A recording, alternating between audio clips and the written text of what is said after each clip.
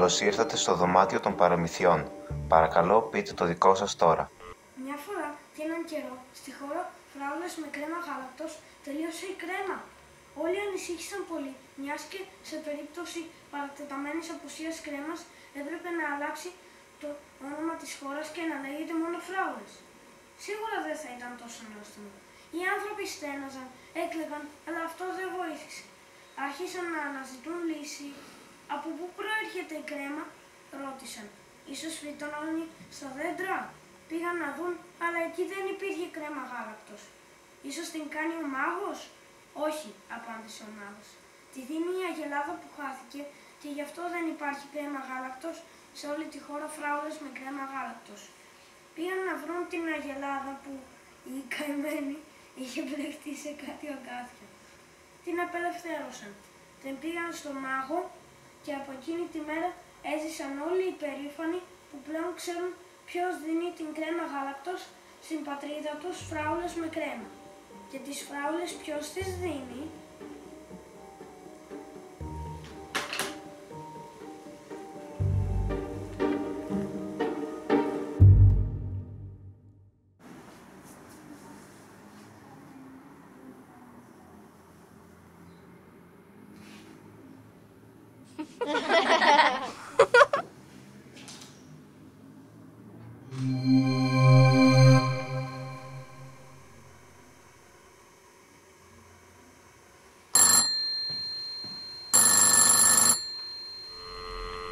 Καλώς ήρθατε στο δωμάτιο των παραμυθιών.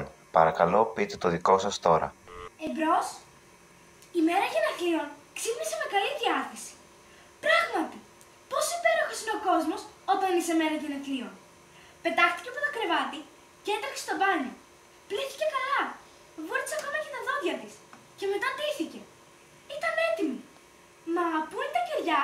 Στριφογύρισε μπροστά στη κρεμάστρα. Δεν μπορώ να βγω δίχως αυτά. Πού ακούστηκε μέρα γενεθλίων χωρίς πολύχρωμα κεριά γενεθλίων? Η μέρα γενεθλίων αγχώθηκε τρομερά. Κοίταξε παντού. Στην καρντερόμπα, πίσω από το ντουλάπι παπουτσιών, τίποτα.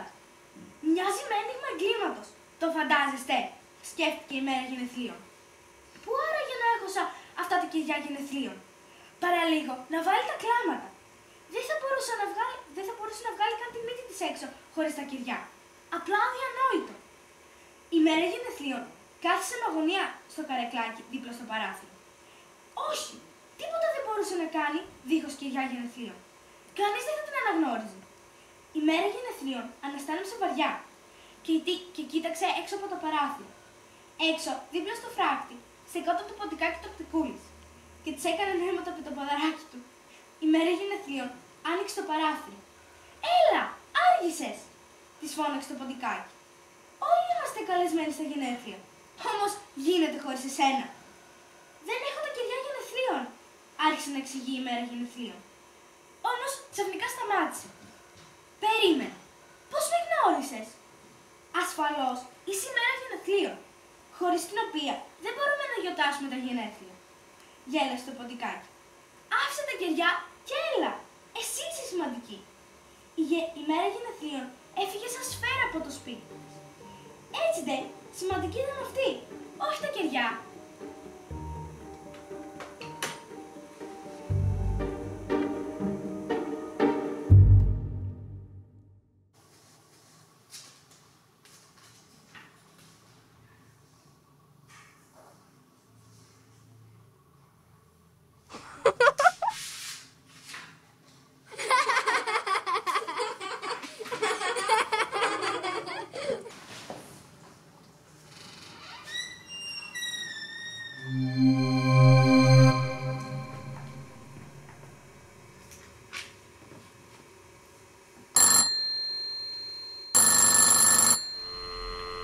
Καλώς ήρθατε στο δωμάτιο των παραμυθιών. Εμπρός, ακούστε. Ήταν ένα δρομάκι με 5 σπιτάκια. Ήτανε πολύ περήφανο για αυτά. Πράγματι μόνο 5, αλλά καθαρά και συγυρισμένα. Κάθε φορά που τα κοίταγε, το δρομάκι γέμισε χαρά. Κάποια μέρα, στη γειτονική λεωφόρο, ακούστηκε ο ψίθυρος 2 τεράστιων πολυκατοικιών. «Ο ήλιος ανέτειλε και σε εμάς», ψιθύρισε η πρώτη πολυκατοικία. Καιρός ήταν να έρθει εδώ. Έτσι δε, για κοίτα πόση μεγάλη λεωφόρο έχουμε. Εδώ ακριβώς ανήκει ο ήλιος, απάντησε η δεύτερη. Τι είδηση, σκέφτηκε το δρομάκι με τα 5 σπιτάκια. Δηλαδή ο ήλιος έχει σταματήσει στη γειτονική λεωφόρο και εύκολα μπορεί να έρθει προς τα εδώ. Το δρομάκι άρχισε να στριφογυρίζει. Έπλυνε το πεζοδρόμιό του με σαπούνι και κλάδεψε τα φυτά στους κήπους μπροστά στα σπιτάκια, έτοιμο να περιμένει τον ήλιο. Περίμενε, αλλά τίποτα δεν συνέβαινε. Τελικά αποφάσισε να στείλει ένα γράμμα στον ήλιο. Ήλια μου, έγραφε στο γράμμα, μιας και σταμάτησε στη γειτονική λεωφόρο, δεν μπορείς να έρθεις για λίγο και σε μένα? Όλες οι αυλές μου σε περιμένουν με ανυπομονησία. Με αγάπη το δρομάκι με τα 5 σπιτάκια. Και περίμενε μία απάντηση, αλλά η απάντηση δεν ήρθε. Προφανώς είμαι πολύ μικρό για τον ήλιο, κατάπιε πικρά το δάκρυ του δρομάκι. Σίγουρα σταματάει μόνο στις μεγάλες λεωφόρους. Τζαντζαν! Σήμαινε η κεραία της τηλεόρασης. Δεν ξέρω με καταλαβαίνετε, αλλά έχει στείλει κανείς γράμμα στον ήλιο? Εγώ, ζωήρεψε το δρομάκι. Άκουσα ότι σταμάτησε στη γειτονική λεωφόρο και του ζήτησα να έρθει και σε μένα. Τζαντζαν! Δεν ξέρω με καταλαβαίνετε, αλλά τη βλακεία. Θύμωσε η κεραία. Ο ήλιος λάμπει παντού. Δεν υπάρχει διαφορά μεταξύ λεωφόρου με 5 σπιτάκια. Έχω ακριβείς πληροφορίες. Τζαντζαν! Δηλαδή, λάμπει παντού, ξαφνιάστηκε το δρομάκι και κοίταξε προσεκτικά τα σπιτάκια του. Και πράγματι, ο ήλιος ήταν εκεί. Τα χρυσά του δαχτυλάκια ήταν ορατά παντού. Τα παραθυράκια άστραφταν στο φως. Γυρλάδες ήλιου χόρευαν στις καμινάδες. Μα είναι πραγματικά εδώ, χάρηκε το δρομάκι. Και να μην το έχω προσέξει μέχρι τώρα. Πόσο χαζό είμαι.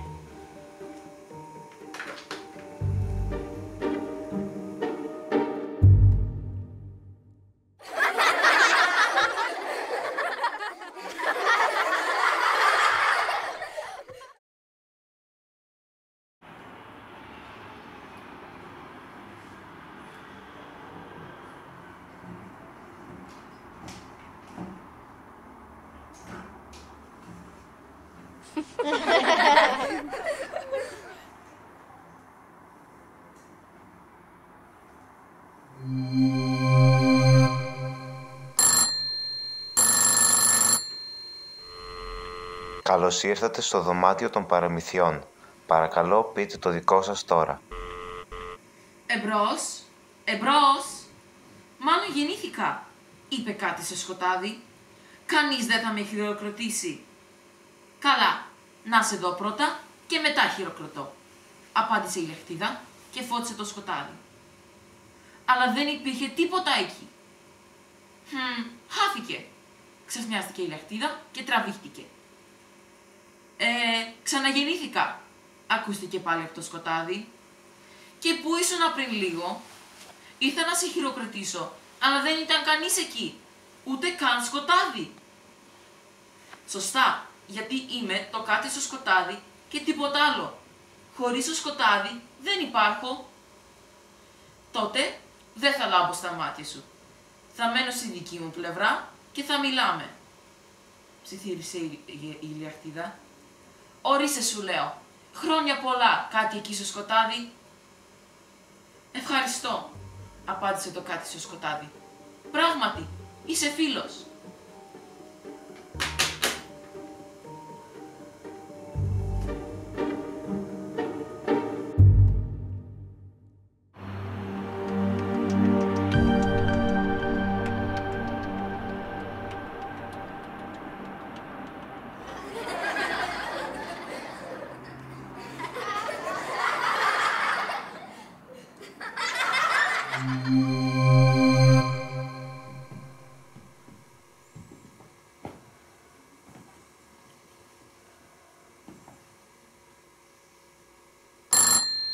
Καλώς ήρθατε στο δωμάτιο των παραμυθιών. Εμπρός. Ναι, ακούστε. Το παλιό πιάνο μισοκοιμόταν στο σούρπο. Στο άδειο δωμάτιο κανείς δεν τάραζε τον απογευματινό του ύπνο. Ώσπου ξαφνικά μια στον πόδι σμή ύφεση έσπασε τη σιωπή. Για δες, ο γεροντάκος ξανακοιμήθηκε. Επιτέλους λίγο χρόνο για τον εαυτό μας. Είναι ζωή αυτή. Εκείνο το παιδάκι που παίζει κάθε μέρα δεν μας αφήνει ήσυχους. Το σφυρί μου έχει ήδη φτωχθεί από όλες τις κλίμακες και τα σορφές. Αν πρόκειται για τη σονάτα του Σελενόφωτος, καλώς. Αλλά αυτό, μπα, δεν γεννήθηκα για ανόητες συγχορδίες και ασκήσεις για αρχαρίους. Σταμάτα να κάνεις τόσο θόρυβο. Θα ξυπνήσει το αφεντικό. Την κατσάδιασε η Φα δίεση. Τι, θύμωσε η Μύφεση. Μάλλον δεν ξέρεις σε ποιο μιλάς. Είμαι το πιο μελωδικό πλήκτρο σε όλο το πιάνο. Πιστεύεις ότι μπορείς να παίξεις τη σονάτα του Σελενόφωτος χωρίς εμένα? Γέλασε η Φα δίεση. Γιατί όχι? Ορίστε. Η Μύφεση έκανε μεγάλη προσπάθεια να υποστηρίξει την έπαρσή της. Αλλά αποτυχία. Ακούστηκε μία και μόνο Μύφεση. Ο ήχος ξύπνησε το πιάνο, άκουσε προσεκτικά όλα του τα πλήκτρα και τακτοποίησε τα σφυριά, αναμένοντας τη μικρή δεσποινίδα που μάθανε συγχορδίες και χορδές. Έτσι επίμονα που παίζει τις κλίμακες, θα τις μάθει τόσο καλά που σε λίγα μόλις χρόνια θα παίξει και τη σονάτα του Σελενόφωτος. Έτσι γίνεται.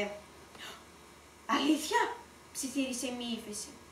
Φυσικά, και τώρα υπομονή, είπε στοργικά το παλιό πιάνο.